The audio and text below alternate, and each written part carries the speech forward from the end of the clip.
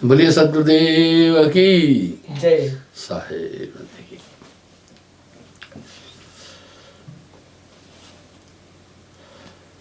अमर नाम को पावही काल दगा मिट जाए। कल विहंग शब्द पर बातचीत हुई थी। आज मैं आपसे बात करूंगा भृंगमते पर।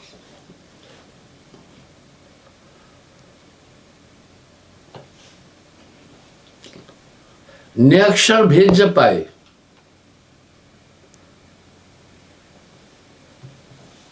निरक्षर में जाय समाये, सार नाम बिन काल न जीते, यज्ञ दान केते कर कीते। अब साहेब कह रहे हैं उस सार शब्द के बिना,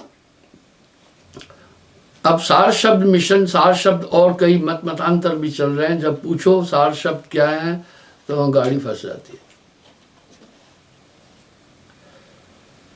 साहेब वाणी में साफ कह रहे हैं सार शब्द सत्पुरुष है जानो,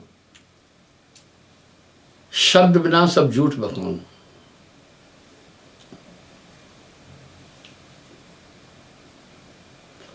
जो नहीं जानत शब्द को भेदा, ताको काल करत है छेदा। हम सब देखते हैं, मैंने हाइब्रिड के बीज पर काफी बार बातचीत की है। वो केमिकलाइज किया जाता है उसे, उसमें कीड़ा नहीं लगता है, इवन उसकी फसल में भी कीड़ा नहीं आता है। बस वो बीज के अंतर्वृत्ति में वो केमिकल्स पहुंच जाते हैं।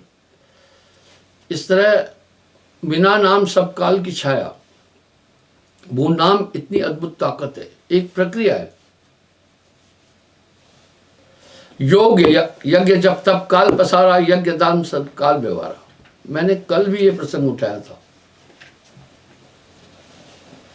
काल गति संसार है भाई, बिरला जन कोई लख पाए। संशय काल काल शरीर, संशय काल शरीर में, विषय काल है दूर। ताए लखत कोई संत जन, चार करे सब दूर।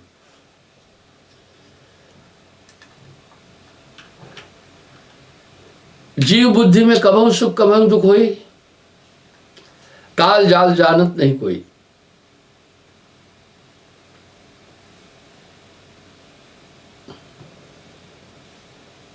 ये जीवात्मा मन के अधीन आकर के बड़ी विविध चीजें कर रहा है। कबहु कहे प्रभु सब की ना, कबहु कहे सब मोर अधीना।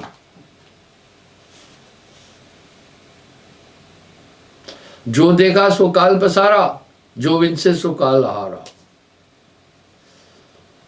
वेद में भी है जेते दृश्यम तेते अनित्यम। हम जो भी चीजें देखते हैं वो पंचभौतिक ही है। उदाहरण के लिए ये स्क्रीन देखी, पृथ्वी तत्व है। जितने भी पदार्थ हैं पंचभौतिक तत्वों के बने हैं, सभी तत्व नाशवान है, इसलिए दुनिया को नाशवर कहते हैं। आज तक किसी महात्मा ने, किसी महापुरुष ने, किसी संत ने संसार को नित्य बोला ही नहीं है।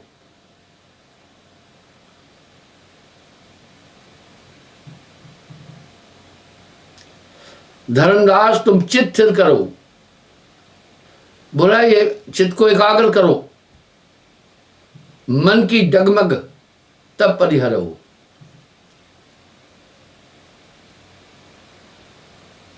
चित्त की पूर्णा से ही समस्त विश्व है।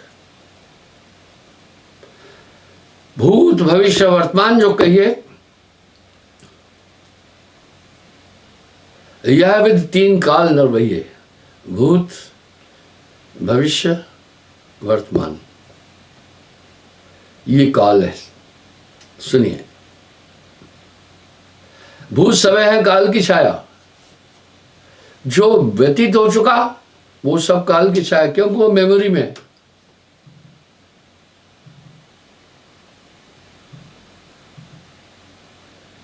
भविष्य हुए सो जीव कहा, भविष्य एक कल्पना है। आप हम सब कई बार एक निर्णय करते हैं कि हम कल वहां जाएंगे, कल ये काम करेंगे, लेकिन कल वो काम नहीं हो पाता है।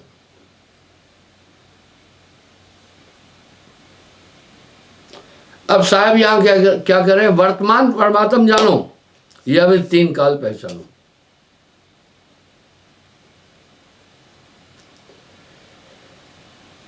बड़ी पते की बात बोल रहे हैं। वर्तमान परमात्म जानो,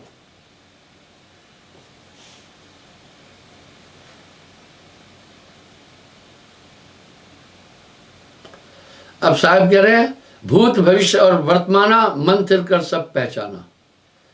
कह रहे हैं वर्तमान परमात्मा है। पुनः मैं श्रीमद् गीता के उल्लेख की तरफ चलता हूं। वासुदेव कृष्ण ने अर्जुन से कहा, अर्जुन जो बीत चुका है वह सारहीन है, उसका कोई महात्म नहीं है। जो बीत चुका है वो मिथ्या है, जो भविष्य है वो अनिश्चित है, वर्तमान ही नित्य और सत्य है। इसलिए अर्जुन तुम वर्तमान में रहो। वाह क्या बात है, साहब भी कह रहे हैं वर्तमान परमात्म जानो। अब वर्तमान में आने का मतलब है हम भविष्य में कैसे चले जाते हैं, हम भूतकाल में कैसे जाते हैं, बस कल्पना करते हैं बचपन में मैं ये करता था, वहां पहुंच गए। भविष्य में कैसे चले जाते हैं, हम संकल्प करते हैं कमरा बनाना है, बस उसकी उधेड़ बुन में लगते हैं। इसका मतलब है जो वर्तमान है हमारी चित्त की कल्पना है, जो अतीत है वो हमारे चित्त की कल्पना है, भूतकाल। जो भविष्य है हमारे मन का संकल्प है। इनके बाद वर्तमान क्या है? वर्तमान ही परमात्मा है। लोग शास्त्रों का अध्ययन करते हैं पर तथ्यों पर गहन चिंतन नहीं करते। वर्तमान के विषय में बड़े बड़े विचारकों से मैंने पूछा। पहले मैं क्या करता था, मैं सादे भेष में हूं, किसी भी महात्मा के यहाँ, किसी भी कुटी भाटी और आश्रम में पहुंच जाता था। मैं एक साधारण व्यक्ति होकर के प्रश्न पूछता था और जानने का प्रयास करता था कि इस महात्मा की आंतरिक पहुंच कहां तक है। मैंने कई लोगों से पूछा वर्तमान क्या है, तो सब लोग ये कहते हैं जो अभी हम देख रहे हैं ये वर्तमान है, जो हम बोल रहे हैं ये वर्तमान है। अगर यही वर्तमान है तो ये परमात्मा कैसे हुआ भाई? ये तो सब अतीत काल है, भूतकाल है, व्यतीत हुआ समय है। भूतकाल क्या है? यानी गुजरा हुआ समय। उसका मूल्यांकन कैसे किया जाए? मिली माइक्रो सेकंड पहले जो घटना हुई वो भी वर्तमान नहीं है। हाँ, इसका मतलब है मैं आपको ये सिद्ध करके बता रहा हूं कि वर्तमान परमात्मा है। आप इसको ध्यान से सुनिए। जो मुझे आप देख रहे हैं ये वर्तमान नहीं है। जो आप मुझे सुन रहे हैं ये भी वर्तमान नहीं है।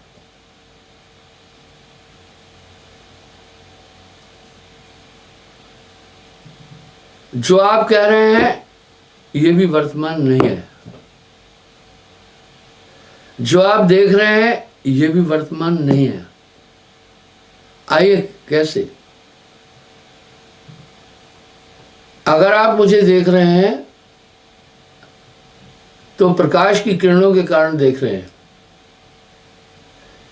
इसलिए आपकी नजर मुझ तक पहुंचने में मिली माइक्रो सेकेंड लगता है। मिली माइक्रो सेकेंड से भी कम, 100 गुना कम, वो भी अतीत है।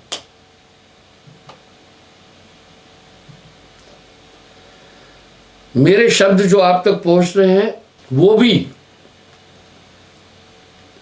गुजरा हुआ वक्त है। शब्दों की रफ्तार 2700 फीट इन ए सेकेंड है। इसको तो वैज्ञानिकों ने प्रमाणित भी किया। दूर कहीं आदमी हथौड़ा मारे किसी लोहे पर, अगर आप देखेंगे हथौड़ा तो पहले पड़ा, आवाज थोड़ी सी बाद में आ रही है।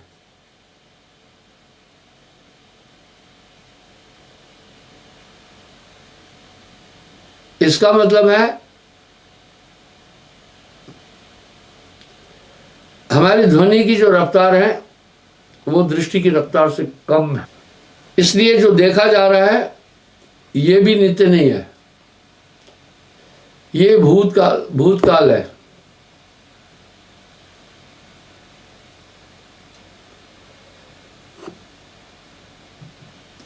अब साहब क्या कह रहे हैं?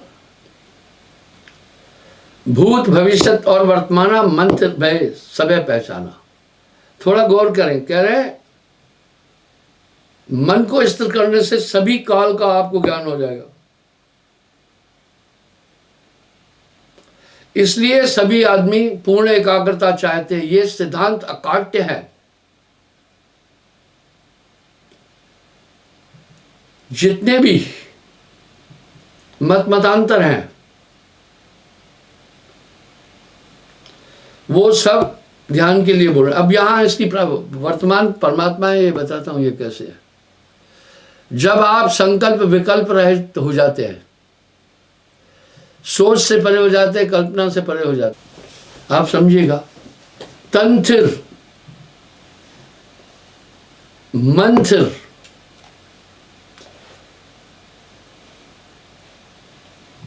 तन स्थिर हो जाए, मन स्थिर, वचन थिर,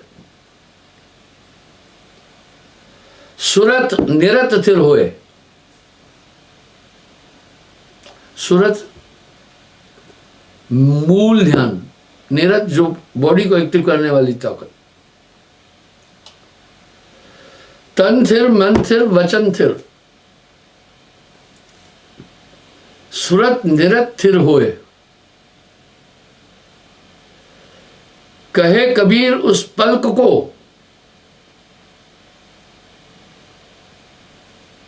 कल्प न पावे कोई।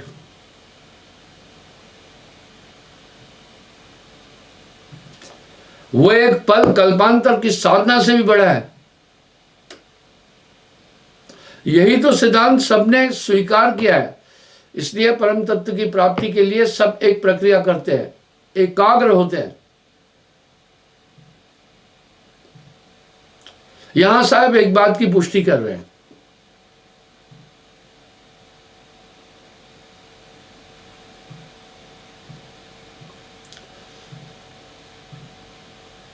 कह रहे हैं मन थिर कर परमात्म जाना। आप मिलान करें शब्दों का, कह रहे हैं मन थिर कर परमात्म जाना। इसका मतलब है कि मन के स्थिर होने के बाद परमात्मा को जान पाओगे। मैं इसका आगे प्रमाण देता हूं।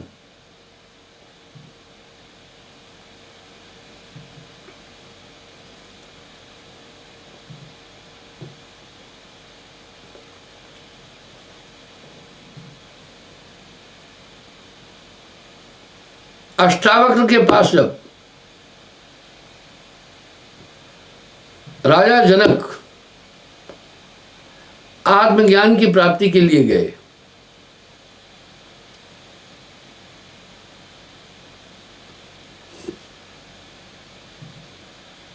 अष्टावक्र ने कहा, हे जनक, अगर तुम आत्मज्ञान की प्राप्ति चाहते हो, मैं तुम्हें आत्मज्ञान दूंगा, जो मुझे पल भर में आत्मज्ञान दे। राजा जनक का ये घोष था।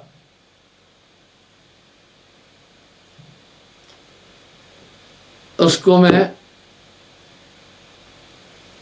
कई गायें जिनके सींग पर सोने की मोहरें हैं,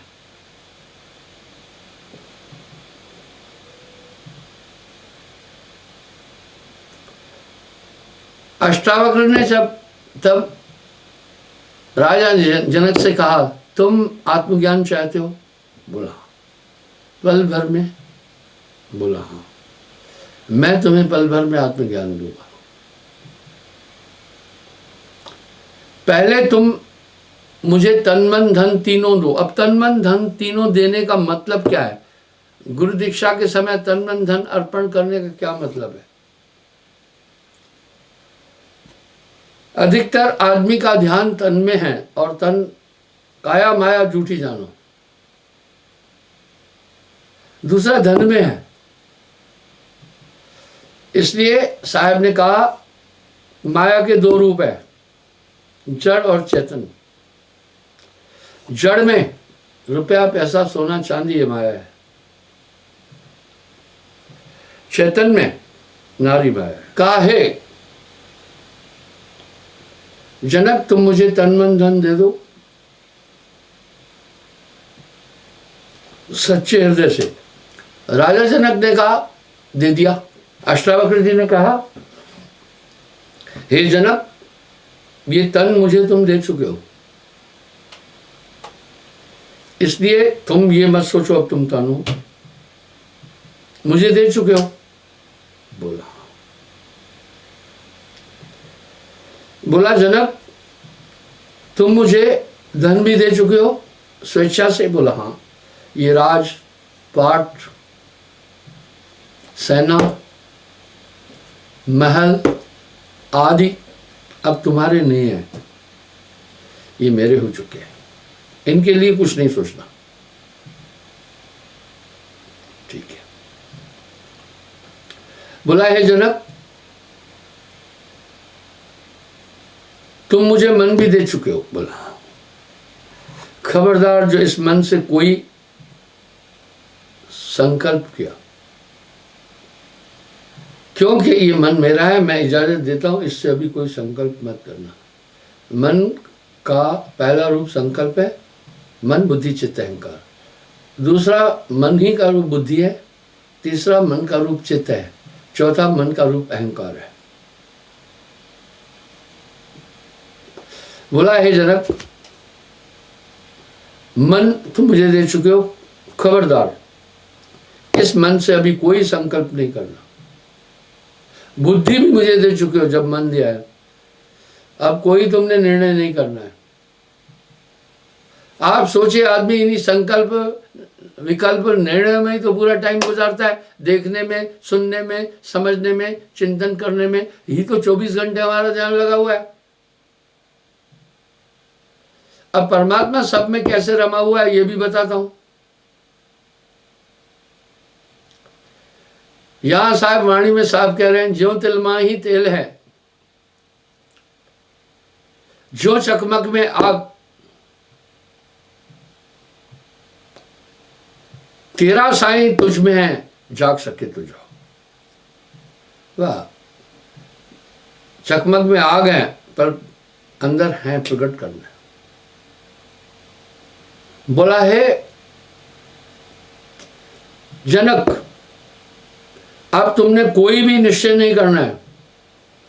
हम 24 घंटे निश्चय करते हैं कि अभी नहाऊंगा, ये निश्चय है, फिर रोटी खाऊंगा, ये निश्चय है, फिर सो जाऊंगा, ये निश्चय है, फलाना काम करने जाऊंगा, आदि आदि, ये निश्चय है। इसी निश्चय के अनुसार फिर शरीर चलता है।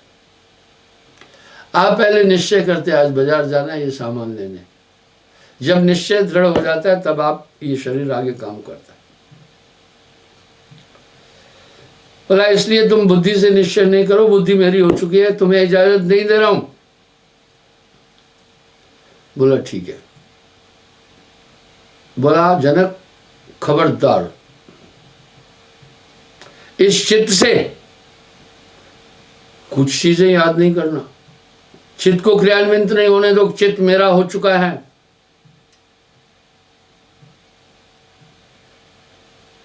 इंसान अगर इस शरीर से काम करता है तो 14 इंद्रियों द्वारा ही काम करता है। इसके अलावा कोई संसाधन नहीं है इसके पास काम करने का। 5 कर्मेंद्रियों से काम करता है, 5 ज्ञानेंद्रियों से काम करता है, और अंतःकरण की 4 सूक्ष्म इंद्रियों से काम करता है। ये 14 इंद्रियां, इसी को मुस्लिम धर्मशास्त्रों में भी कहते हैं कि 14 फरिश्ते शरीर में रहते हैं, और हमारे धर्मशास्त्रों में भी यही है।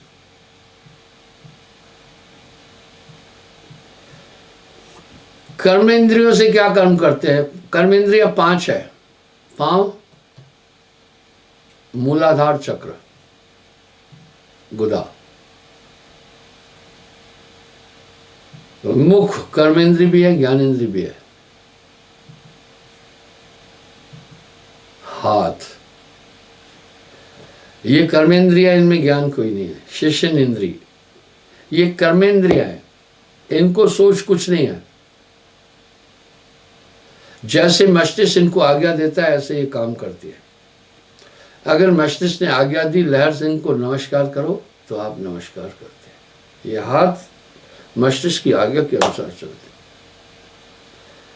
अगर क्रोध होकर के मस्तिष्क ने आज्ञा दी कि लहर सिंह को एक खींच के तमाचा मारो तो आप खींच के तमाचा मारते। इनमें अपना ज्ञान नहीं है, इसलिए इन्हें कर्मेंद्रियम कहते हैं। 5 ज्ञानेंद्रियां हैं। आंख, नासिका, मुख,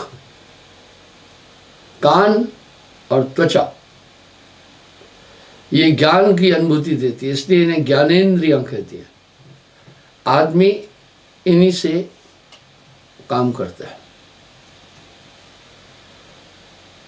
अब यहां साहब ने एक बात साफ कही, संतो तन खोजे मन पाया। तन ही मन है, इंद्रिय मन है, इंद्रियों भी मन है। क्यों मन है? इन्हीं के कहने से संचालित होती है, वैसे नहीं होती है। ये पिंजरा जिसमें जीवात्मा को बंद किया गया है बड़ी होशियारी से बना हुआ है। त्वचा, ये भी ज्ञानेंद्रिय है, ज्ञान देती है। बाल्टी में पानी ठंडा है या गर्म है आंख भी नहीं बता सकती है, कान भी नहीं बता सकते हैं, बुद्धि भी नहीं बता सकती। त्वचा, हाथ डालकर देखते हैं। अब यहां प्रश्न है, ईश्वर इन 5 इंद्रियों से नहीं जाना जा सकता है?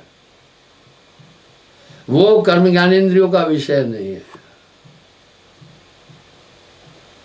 ये 10 इंद्रिय हुई। 4 अंतःकरण की सूक्ष्म इंद्रिया है। सूक्ष्म मतलब काम करती है पर दिखती नहीं है। मन, बुद्धि, चित्त, अहंकार। मन को कोई देख न पाए, इसलिए इनसे कैसे इंसान काम करता है? संकल्प द्वारा। संकल्प की उत्पत्ति होती है इन स्थूल इंद्रियों से, इसलिए मन माया तो एक है, माया मन है समाय। साहिब के शब्दों में बहुत ज्ञानता है। हमारे संकल्प इंद्रियों से संबंधित है और इंद्रिया हमारे मन से संबंधित है।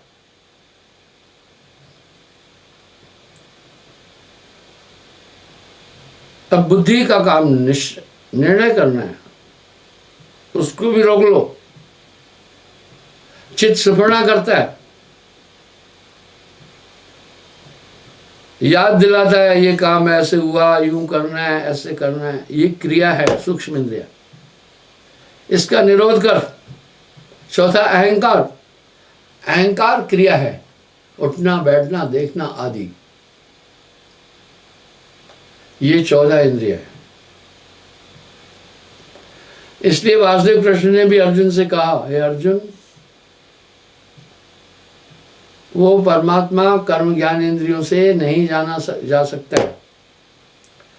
अंतःकरण की सूक्ष्म इंद्रियों से भी नहीं जाना जा सकता है। 14 इंद्रियों से परे, इंद्रिय अतीत कहते हैं इसलिए उसे। शब्दातीत का मतलब है शब्दों की पकड़ में नहीं आए। व्योमातीत का मतलब है किसी मात्रा में नहीं लिखा जाए। वर्णातीत का मतलब है उसका वर्णन नहीं किया जा सकता। परमात्मा की संज्ञा ये है शास्त्रों में।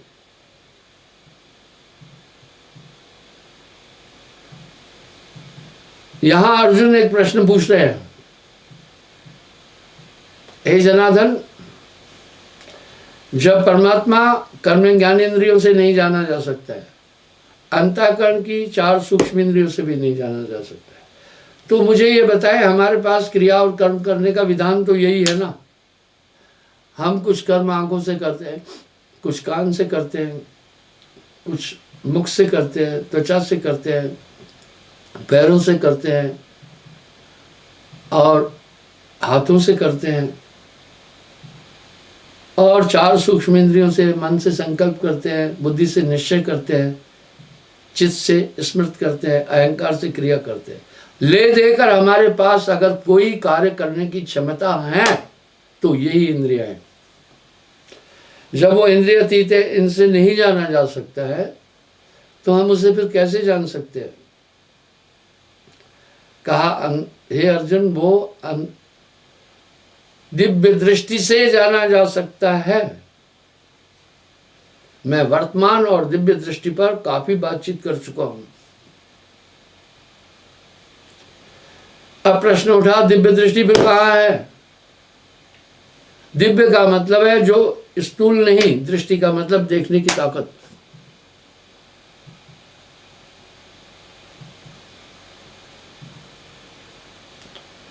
इसलिए बोला, अर्जुन,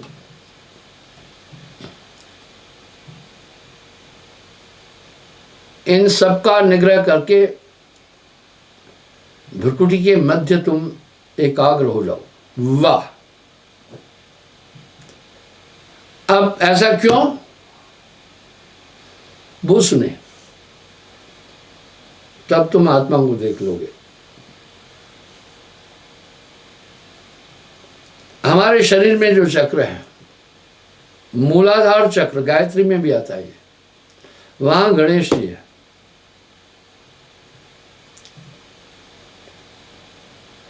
स्वादिष्टान चक्र शिशिन इंद्री पर, वहां प्रजापति ब्रह्मा जी है। सृष्टि वहीं से चल रही है। बीज जोनि अंडकोशों में उत्पन्न होता है, संग्रहित होता है।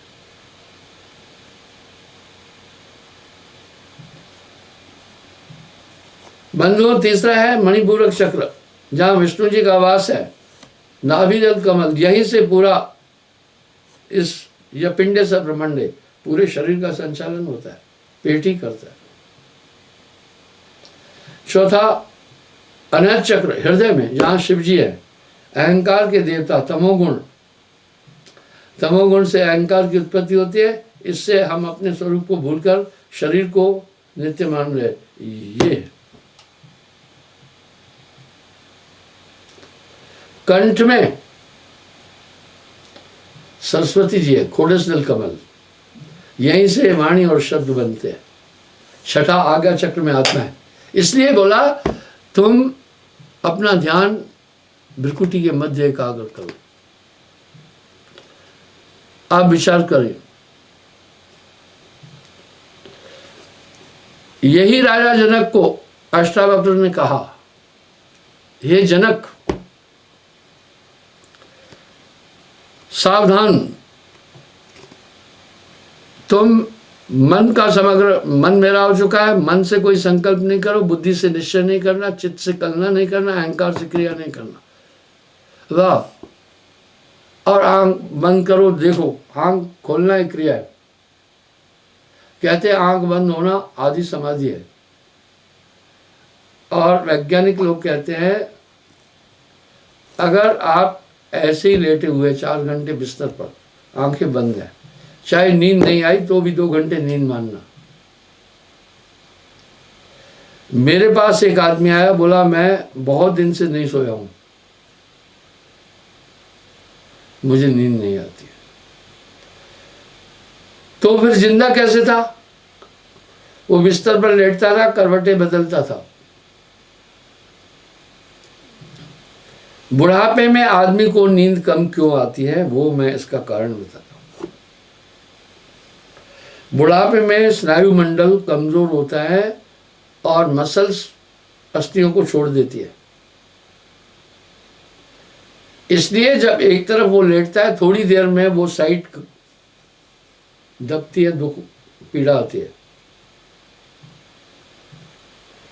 जवानी में मसल्स मजबूत होती है, इसलिए 2-2.5 घंटे आदमी युवावस्था में एक ही करवट सो सकता है, लेकिन एज होने के बाद वो साइड जल्दी थक जाती है, पैन एक स्लाइड पैन करती है, तो वो थोड़ी थोड़ी देर में करवट बदलता है। करवट बदलना क्रिया है, इसलिए उसकी नींद बार बार टूटती है और वृद्धावस्था में श्वान निद्रा हो जाती है। ये कारण है। कहा अर्जुन सावधान, तुम कोई संकल्प नहीं करना, एकाग्र होकर देखो, आंख बंद करो। यहां राजा जनक ने कहा मैंने आत्मा का साक्षात्कार कर लिया। अब तथ्य क्या है समझिए। इन सबके बाद जो एक शुद्ध चेतना बची वो आत्मा है। इसको साहब ने मूल सूरत कहा है। जब यही चेतना संसार के पदार्थों में आ जाती है तो मन के साथ मिलकर माया भी हो जाती है। बस ये, इसलिए सूरत संभाले काज है तू ना भरम भुलाए। देखो साहब का शब्द कितना सार्थक है, मिल रहा है। तन थिर, मन थिर, वचन थिर, सूरत निरत थिर होए, कहे कबीर वो आपता पल्क को कल्प न पावे को। जनक ने कहा देख लिया आत्मा, आत्मा का साक्षात्कार हो गया। भाई प्रीतम को, और यही मालिक वो शुद्ध चेतना में है। यही शुद्ध चेतना संसार का मूल है। इसको साहब मूल सूरत कह रहे हैं। मूल सुरती के मतलब है शुद्ध चेतना, जिसमें मन बुद्धि चित्त अहंकार का मिश्रण नहीं। यहां इसलिए वो सब में ये चेतना रमी हुई है, सभी जीव जंतुओं में, इसलिए सब में तेरा जलवा समा रहा है। बस ये अभी संसार में घूम रही है। किसके कारण से? मन के कारण से। मन इसे संकल्प विकल्प में 24 घंटे घुमा रहा है। यहां साहब एक शब्द कह रहे हैं बड़ा सटीक, तेरा बैरी कोई नहीं। तुम्हारा बैरी कोई भी नहीं है, तेरा बैरी मन। इसी सुरती को गुरु चेतन करता है, इसी को भ्रंगमता कहते हैं। इसको कैसे चेतन करता है? तब मन पकड़ में आना शुरू हो जाएगा। जैसे लाइफ जैकेट पहनी तो उसके बाद डूबने का डर खत्म हो जाता है, चाहे तैरना नहीं भी आता है। लाइफ जैकेट उसको डूबने नहीं देती है। इस तरह नाम के बाद वो दिव्य चेतना गुरु, उस परम सत्ता, इसलिए पूर्ण गुरु की जरूरत पड़ी, में लाकर आप में ड्रॉप करता है, वो चीजें आप में एक्टिव कर देता है। अब आप इसको देखें, पर आगे आपकी भी आवश्यकता पड़ेगी। अब आप देखें कि मन काफी नियंत्रित हुआ। अरे तभी तो जो पहले बुराइयां कर रहे थे वो बुराइयां नहीं कर रहे हैं आप। जो पहले अनूठे काम कर रहे थे आप वो नहीं कर रहे हैं। आप में बदलाव है। ये हुआ भ्रंगमता। अब यहां क्या करता है गुरु? एक स्वयं मूल सूरत में है, वो उस चेतन सत्ता को जिसकी उपलब्धि है सुरती वहां रखता है। सूरत से देख सकी वह देश, और आप में ड्रॉप कर देता है। ये बहुत बारीक चीज है। सूरत जाग जाती है। अब यहां साहब क्या करें? अंधी सुरती नाम बिन जानो। अब सुरती को पता नहीं लोग क्या सोच रहे हैं। मूल ध्यान है सुरती।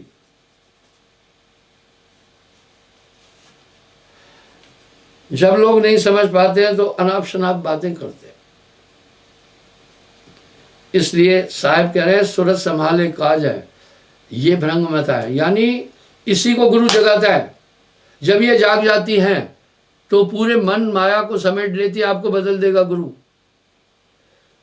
गुरु को कीजिए दंडवत, कोटि कोटि प्रणाम। एक नहीं कोटि कोटि प्रणाम। कीट न जाने भ्रंग को वह कर ले आप समान। पारस में और संत में तू बड़ो अंतरो जान, वो लोहा कंचन करे, वो कर ले आप समान। यहां पूर्ण गुरु की आवश्यकता पड़ी। सीपी के अंदर ही केवल मोती की उत्पत्ति हो सकती है। वो परमात्म तत्व की मूल सुरती एक पूर्ण गुरु के पास है। वो ड्रॉप करने की प्रक्रिया का नाम ही है नाम दान देना। तभी तो मीरा बोल रही है ना, सखीरी मैं तो नाम रतन धन पायो। अब आगे क्या बोल रहे, वस्तु अगोचर, अ नकारात्मक है, जैसे अंग्रेजी में अन या इम, जैसे पॉसिबल है तो हम आगे आई एम लगाते तो इम्पॉसिबल, ये नकारात्मक है। इस तरह अ नकारात्मक शब्द है। गो इंद्रियों को कहते हैं। गोस्वामी का मतलब है जिनकी इंद्रियों पर नियंत्रण है। चर का मतलब है जानना, पहचानना, क्रिया करना। जो इंद्रियों से नहीं जाना जाए उस परमात्मा को इसलिए अगोचर कह रहे हैं। अब मीराबाई क्या कह रहे, वस्तु अगोचर दीन मोह सतगुरु, दीन सुरत सहदानी। वाह, सुरत सहदानी का मतलब परिचय। जैसे आजकल चेक पोस्ट है, वहां इंक्वायरी होती है। प्राचीन काल में छोटे छोटे राजा थे तो गांव से दूसरे गांव के लिए जाने पर बीच में सहदानी चौकी होती थी। दीन सुरत सहदानी यानी मेरी आत्मा को जगाया और जागरूक कर दिया, तो ये है नामदान। इसलिए पूर्ण गुरु का मतलब यह है जो यथार्थ में उस सत्ता तक पहुंचा है। यहां साहब एक व्यंग कर रहे हैं, अंधा गुरु अगुआ तहपुर माही, बहु अंधे तह पाछे माई जाई। अंधे को अंधा मिले तो राह बतावे कौन, बंदे को बंदा मिले तो गांठ छुड़ावे कौन। अब जब वो पूर्ण सत्ता में पहुंच जाता है तो इंद्रियों के विकारों से वो दूर रहता है, वो अपने शुद्ध स्वरूप में स्थित रहता है। इसलिए मैं जब ये कहता हूं कि एक पूर्ण गुरु फिर मोह माया से परे हो जाता है, सब नाराज हो जाते हैं, फिर अलग तरीके से मेरी क्रिटिसाइज करते हैं, मेरी निंदा करने लगते हैं, विरोध में बोलने लगते हैं। कुछ नहीं मिलता तो कहते हैं भैया ये धर्म बदल रहा है। ऐसा कुछ नहीं है। जो भी आपसे ईर्ष्या रखता है आप पर दोषारोपण करता है। दोष आरोपण क्या है, दोष नहीं है पर आरोपित कर रहा है, आरोप लगा रहा है। इस तरह ये भ्रंगमता हुआ। साहब कह रहे हैं भ्रंगमता होए जाए पासा, सोई गुरु सत्य धर्मदासा। वो गुरु इस क्यों कहा गया, गुरु बिन ज्ञान न उपजे कोटिन करे उपाय। इस तरह वो गुरु ज्ञान देता है, इसको जगाता है। अब यहां साहब फिर क्या करें, उठ जागरी मोरी सूरत सुहागिन जागरी, क्या तू सोए मोह नींद में उठ के भजन में लाग रही। आपको आगे सिर्फ परहेज बोलिए। जैसे आदमी की टांग टूट गई, डॉक्टर ने जोड़ दी, मिलाकर प्लास्टर कर दिया। आगे जोड़ना आपने है पर डॉक्टर का धन्यवाद है, एक्सरे करके पैंट पर रखी। जोड़ना आपने कैसे है, हड्डी कैसे जुड़ेगी, हड्डी जुड़ेगी। हड्डी है क्या, आयरन, कैल्शियम आदि, फास्फोरस और प्रोटीन आदि, ये तो जोड़ना आपने है। पर डॉक्टर का क्या काम हुआ, उसने बहुत बड़ा काम किया। अगर वो नहीं जोड़ता तो हड्डी उधर और बीच में तब कैंसर बन जाना था। आपको बचा दिया, वहां रखकर प्लास्टर दिया। वाह, यहां अभी साहब क्या करें, नाम सत्य गुरु सत्य हो। आप सत्य जो होए, तीन सत्य जब एक हो तो विष से अमृत होए। फिर यहां पुष्टि कर रहे, वहां आपका काम है उस परहेज को फॉलो करना, बस। अब डॉक्टर ने क्या किया, आपको प्लास्टर कर दिया, हड्डी एक्सरे करके देखी कहाँ हड्डी है, वहां से अपने पैंट पर रखी, प्लास्टर किया और आपकी बाजू को कंधे में एक रस्सी लेकर गर्दन में लटकाया। क्यों, अगर ऐसे होगी लटकेगी बाजू तो वजन के कारण से जुड़ेगी नहीं, वो आपको ऐसे करके बांधा, ताकि कहा अब इस बाजू को मत हिलाना, हिलने से फिर संक्रमण हो जाएगा, नहीं होगी। इस तरह गुरु नाम से वो ताकत देता है, फिर परहेज बताता है। अब यहाँ साहब क्या करें, सत्य नाम निज औषधि सतगुरु दई बताए, औषध ले रूपत रहे ताकि वेदना है। वेदना कहते पीड़ा को। बोले सत्य नाम रूपी औषध सतगुरु ने दी, औषध ले और उस दवा को ले और रूपत परहेज करे, उसकी पीड़ा जाएगी। तो इस तरह गुरु शिष्य और ईश्वर मिल्कीना भक्ति विवेक तीनों तीरधारा बनी, आगे गंगा एक, कबीरा आगे गंगा एक। कल पुनः मैं हाजिर हो जाऊंगा, समय हो रहा है साहेब।